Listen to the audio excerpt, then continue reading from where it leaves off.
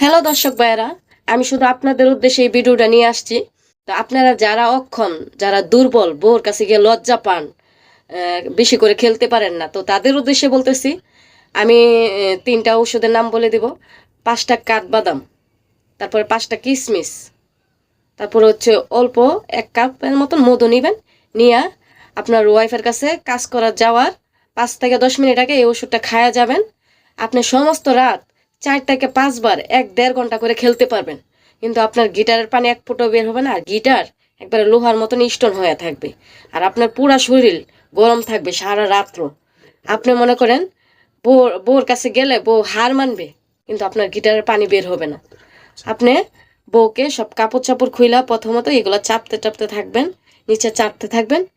বউকে আগে ইমেজ উঠে তারপর আপনি খেলতে থাকবেন।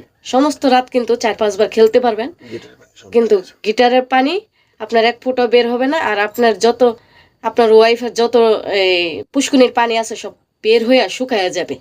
পুষ্কুনি শুকায়া যাবে, তখন মনে করেন আপনি সমস্ত রাত শেষ হয়ে গেলে আপনার গিটারের পানি আপনি ছাইড়া দিতে পারবেন, কোনো সমস্যা হবে না।